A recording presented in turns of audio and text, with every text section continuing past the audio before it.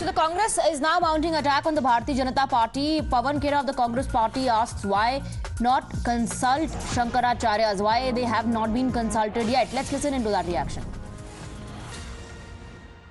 अगर यह कार्यक्रम धार्मिक है तो शंकराचार्य, चारों पीठों के हमारे शंकराचार्य, क्या उनकी सलाह से, उनकी देखरेख से इस कार्यक्रम का स्वरूप तय किया जा रहा है? अगर यह कार्यक्रम धार्मिक नहीं है तो यह कार्यक्रम राजनैतिक है। पूरी की पूरी इनकी आईटी सेल चारों पीठों के शंकराचार्यों के खिलाफ एक मुहिम छेड़कर बैठी।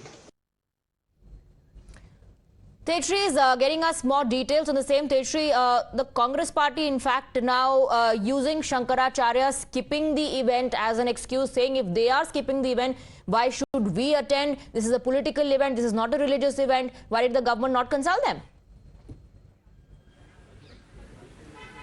Well, certainly Congress held a press conference a while back, and in fact Congress is on and on saying that BJP is making it a political event, not a religious event, and had it been a religious event, then why Shankaracharyas are not agreeing to come to Ram Mandir? And in fact they have also laid down this particular fact that the Ram Mandir, the construction of Ram temple is incomplete. That is why the Shankaracharyas are not coming, and in fact BJP is also dividing the Sanatan Dharma is what Congress is hitting out at the BJP, and in fact completely making it a political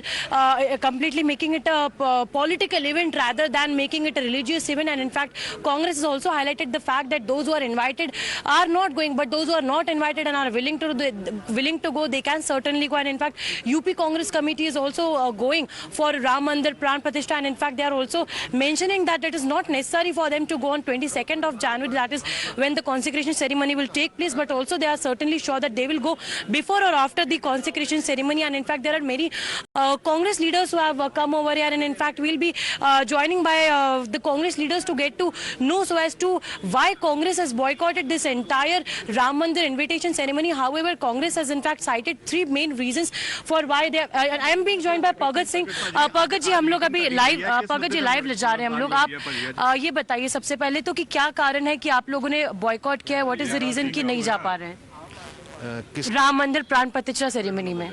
नहीं, कोई boycott नहीं किसी ने किया। देखो राम जी तो सदियों से लोगों के मन में बसते हैं।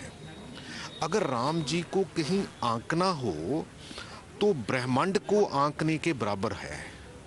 ब्रह्मांड को जैसे आंका नहीं जा सकता, इसलिए राम जी को आंका नहीं जा सकता।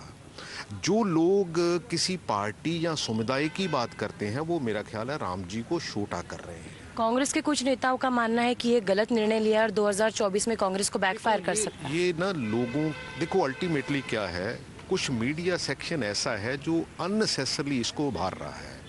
और क्या राम जी आज ही आए हैं? जी बीजेपी के ही है, जहाँ पार्टिकुलर समुदाय के ही है। जैसे मैडम मैं कह रहा हूँ कि जैसे ब्रह्मांड को नापा नहीं जा सकता, इसीलिए राम जी को भी नापा नहीं जा सकता। आप उनको ऐसी बातें करके छोटा मत कीजिए। जो लोग ऐसी बात भी करते हैं ना, मेरे को तो ये लगता है कि राम जी को छोटा कर रहे हैं। यूपी कांग्रेस कमेटी जाने वाली है राम मंदिर। गुजरात के कुछ एमएलए हैं, उनका ये मानना है कि गलत निर्णय लिया है कांग्रेस का। पंजाब कांग्रेस का क्या मानना है इस पर? बात नहीं है।